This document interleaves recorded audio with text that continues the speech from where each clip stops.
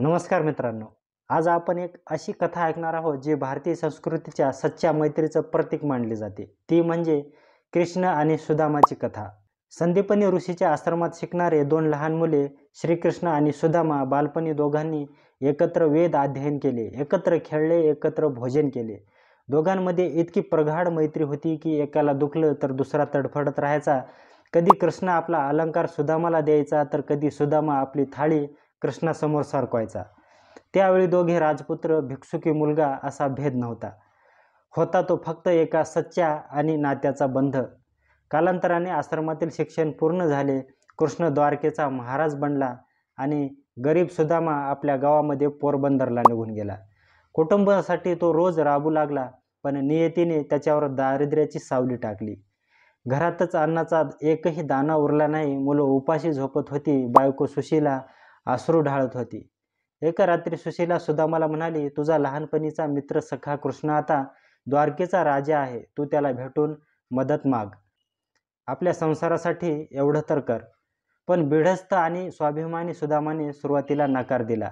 त्याला वाटले, मैत्रीत कधी व्यवहार नसतो. मी मदतीसाठी जाईन ही गोष्ट चुकीची आहे.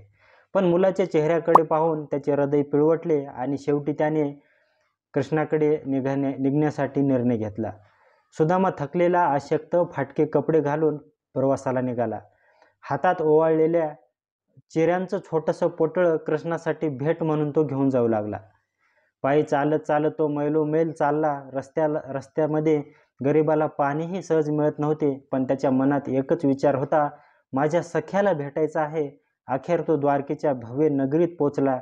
सोन्याने मढलेले राजप्रसाद, रत्नजडित प्रवेशद्वार होते. रस्त्यावर रथ, हत्ती, घोडे हे सर्व पाहून सुदामाची छाती दडपली.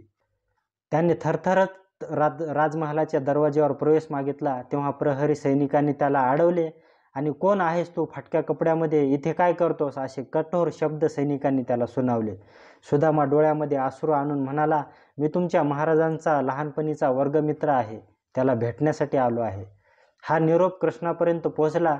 त्यावेळी कृष्ण राणी रुक्मिणीसोबत महालामध्ये बसलेले होते. निरोप ऐकून कृष्ण अक्षरशः आसनावरून उठले आणि दाराकडे धावत सुटले. माझा सखा सुदामा आला आहे. राणी रुक्मिणी आणि सभासद विस्मयाने बघत राहिले. प्रवेशद्वारावर कृष्ण फाटके कपडे घातलेला सुदामा उभा होता. कृष्णाने त्याला पाहताच अश्रू गाळले. दोन्ही हातांनी त्यांना कवेत घेतले. सखा, कित्येक दिवसांनी भेटलास रे तू, असे म्हणून कृष्ण हुंदके देऊन रडू लागला. मग त्याने स्वतः गरमागरम पाणी मागवले. सुदामाचे धुळीने माखलेले पाय धुतले आणि आपल्या रत्न जडित वस्त्राने ते पुसले सुद्धा. सभोवतालचे सेवक थक्क होऊन हे दृश्य सर्व पाहत होते. कृष्णाने सुदामाला विचारले, सखा, माझ्यासाठी तू काय आणलंस? लाजत लाजत सुदामाने चिऱ्याचं पोटळ पुढं केलं आणि कृष्णाने ते हातात घेतलं आणि आनंदाने खायला सुरुवात केली. ही माझ्यासाठी अमूल्य भेट आहे. सख्याने प्रेमाने आणलेली वस्तू सोन्याहून मोलाची असते.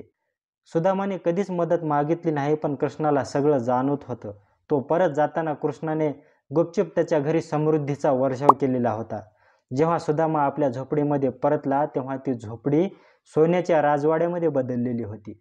घरामध्ये भरपूर धान्य, सोनं, रत्न, वैभव, पण त्याच्या चेहऱ्यावर नम्रतेची झलक होती. मित्रांनो, ही कथा आपल्याला शिकवते, सच्ची मैत्री ही पद, पैसा, श्रीमंती पाहत नाही. खरी मैत्री फक्त प्रेम आणि समर्पणाने टिकते. श्रीकृष्ण आणि सुदाम्याची मैत्री म्हणजे भारतीय संस्कृतीचा आदर्श मैत्रीचे एक उदाहरण आहे. जय कृष्ण मित्रांनो.